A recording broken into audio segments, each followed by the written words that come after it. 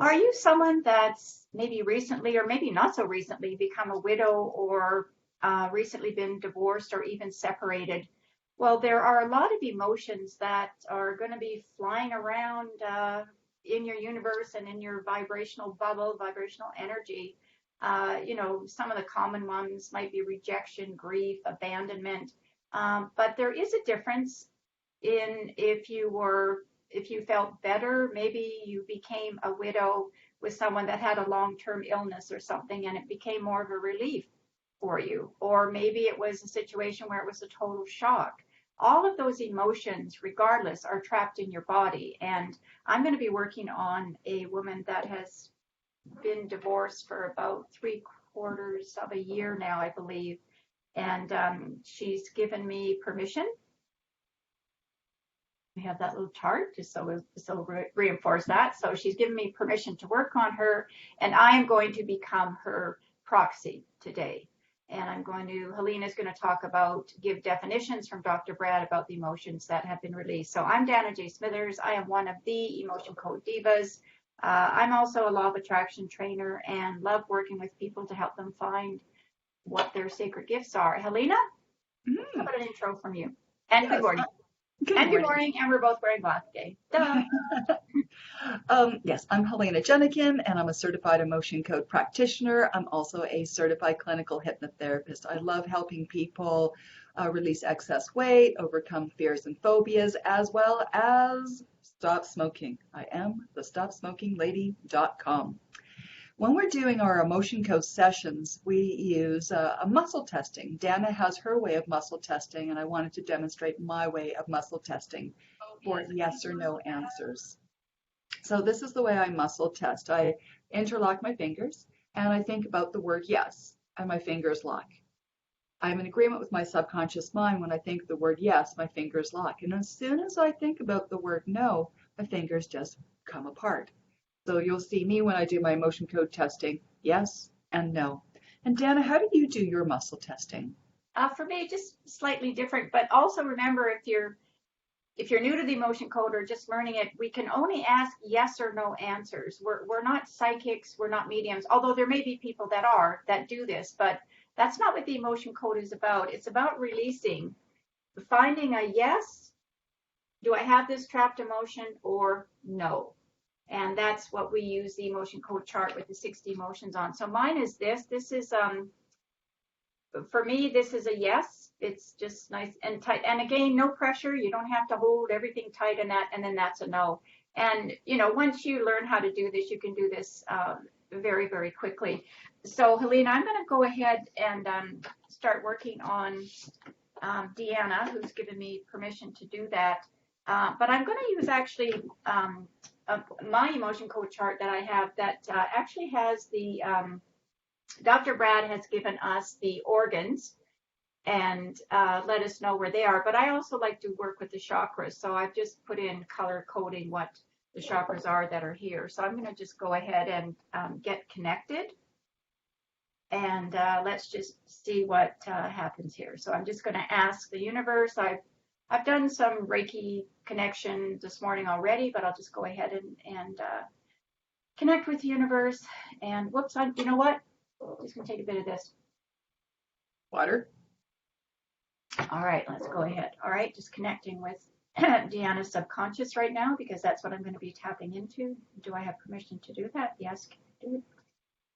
Okay, so I have a nice connect there. And Deanna is 38. So if I need to, I will work with her age to see when an emotion got trapped. But the first one that's come up is grief. So Helena, would you mind giving us the definition of that? I'm going to go ahead and do some other ones. Okay. So the definition of grief, according to Dr. Brad in his book, suffering due to loss of a loved one, death of a dream, disaster, misfortune, and so on. It's a universal reaction to bereavement. Can also arise from unmet expectations. These are some of the examples he gives. The girl grieved the loss of her father. The woman felt grief due to the loss of her home after it flooded. Or he was aggravated by the terrible decisions his son made. Grief. And the next one that came up is rejection, and those are pretty common ones for anybody that's going through either one of those experiences. You know, it's a loss of hopes and dreams that really the grief is all about as well. Mm-hmm. So rejection, feeling denied, refused, or rebuffed, discarded as useless or unimportant, cast out, unwanted, forsaken. Rejection. And the next one is helplessness. Helplessness, yes. Helplessness. Helplessness. Powerlessness or a sense of being unable to help oneself, being without the aid or protection of another. A common emotion for those suffering from a victim mentality, feeling unable to change one's circumstance or state. She felt helplessness. She felt helpless to create a change in her circumstances. Okay. And the next one that came up is called a psychic trauma. And it's abandonment and betrayal. And Helena, do you want to just explain that? And I'm just going to do a little more testing here. So a psychic trauma is negative trapped emotions, but it's multiple, usually two. And those are two trapped emotions. There are emotions, negative emotions that happened at the same time, and they were both suppressed at the same time, and they got linked together. And when we find it, we want to unlink them and release them both at the same time. You said abandonment? Yeah. I'm going to read the emotional abandonment component. There's physical abandonment and emotional abandonment.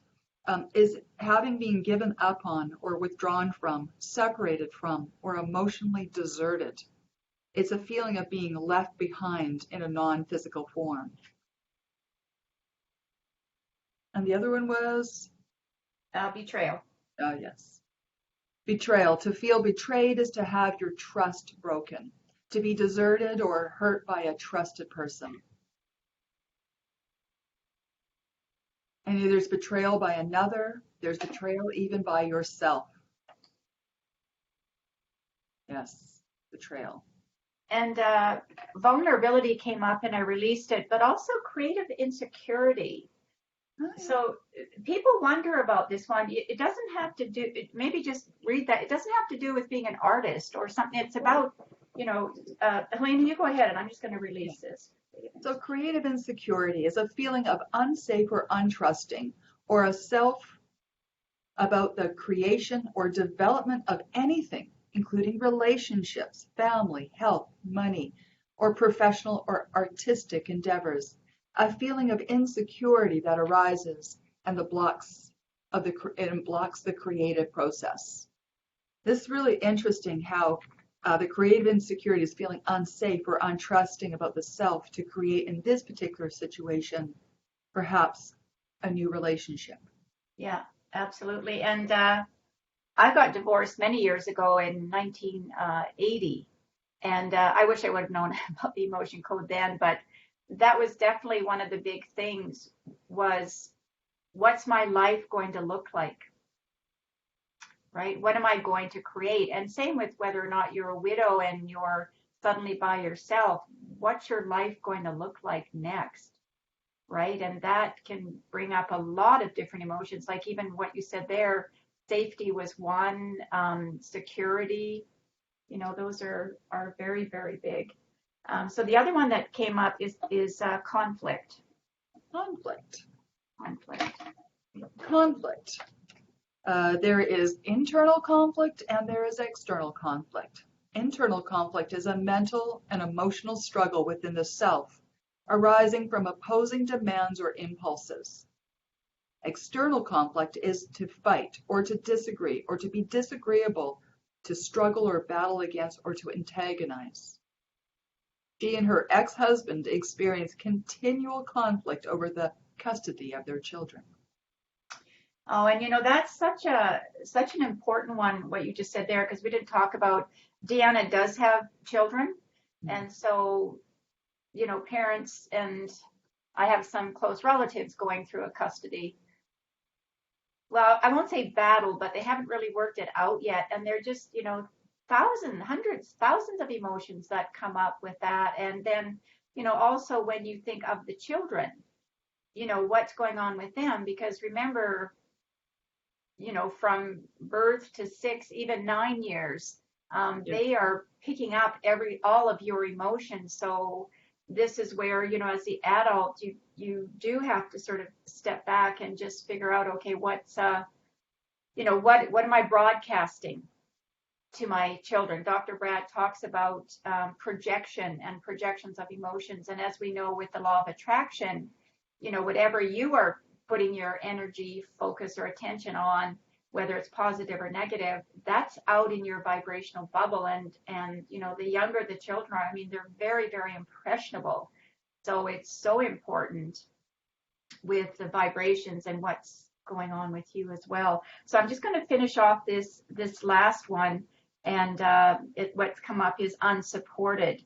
I'm just going to see if this belongs to Deanna. Okay. This time it doesn't. So this time it's inherited. Unsupported. So I'm going to find out, or sorry, I shouldn't say that. I'm going to check. Does this belong to Deanna? No, it doesn't. Okay. So we'll just find out. Is this inherited? Yes, from her mother. No, from her father. And I'm just going to ask the question from her father's mother's side, father's father. No, directly from her father. So I'm just getting a yes, directly from her father. And I do know Deanna's story because I've worked with her for over a couple of year period, and a very, very unsupportive father, and a very abusive father. So that, we say with these emotions, they don't have to make sense to you. That's not what we're looking for. But I'm just going to go ahead and release this unsupported. Maybe just read that last one, Helena, and then we'll wrap things up. Yes. So unsupported, feeling a lack of support, help, or encouragement, feeling not provided for by another, not defended when help is needed, feeling the burden is too heavy to bear alone. One can also feel unsupported by one's own body in cases of illness, weakness, or lack of emotional or mental strength. Unsupported. So that time, because it was hereditary, I'm using my hematite. Hematite? Hematite magnets, but I do it 10 times. So when it's inherited, we do it 10 times versus the 3.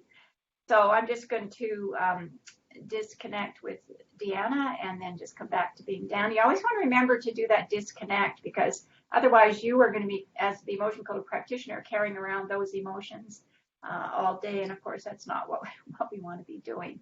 So hopefully that will help Deanna. Deanna, you can let us know how you're feeling after this session. I know that we've been working on this, but one thing I will say about this client, and for anybody going through this, that the more help you can get, or the more you can start hanging around with people that are positive. I'm going to say this publicly. I'm not a big fan of support groups that every time you go, you talk about the same feelings and they're mostly negative. So it's important to find people that support you going through what you're going through. But at some point, we have to release the story.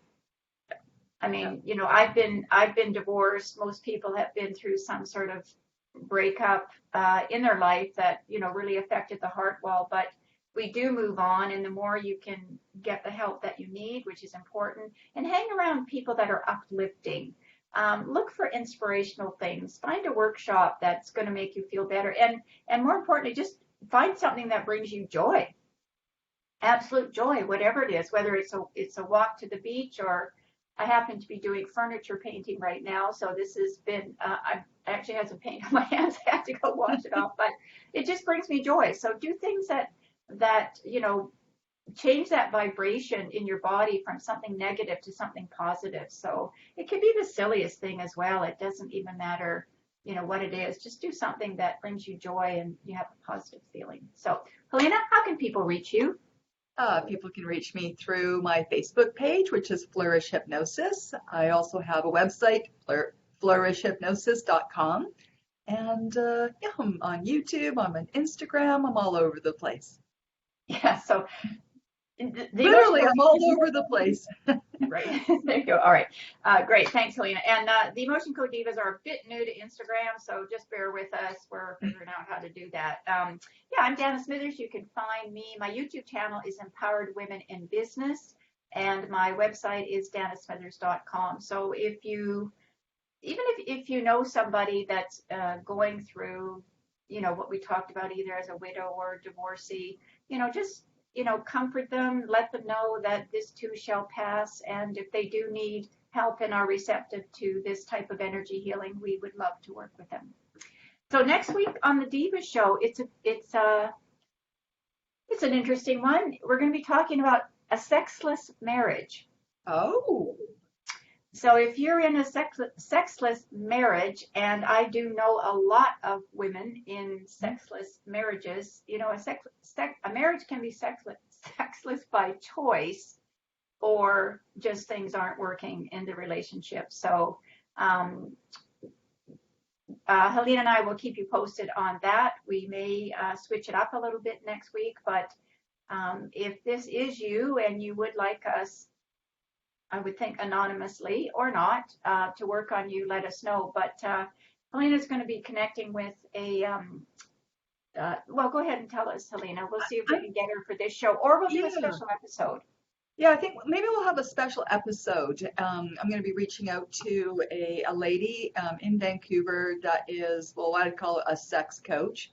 And she's been doing this for a long time. Actually, she was one of my speakers way back when in 2011 at the Sexy, Healthy, Wealthy Women event, where I think I had 5 or 7 speakers, and we were Yeah, all they were talking. amazing. Yeah, they all brought a different angle, but it was a very holistic event. I remember that this lady, she was on first, and first thing in the morning on Sunday morning, had a sex coach, and my mom was sitting in the front row, and she giggled and had a lot of fun, and Yeah. it was very informative. So I'm going to be reaching out to her, looking for her to give us some information. Yeah, good. All right, yeah, so either next week or we'll do a special episode. So that's it from the Emotion Code Divas. So bye for now, and please share, like us. We'd love for you to do that, and for us to reach more people out there. So thanks so much for watching. Okay.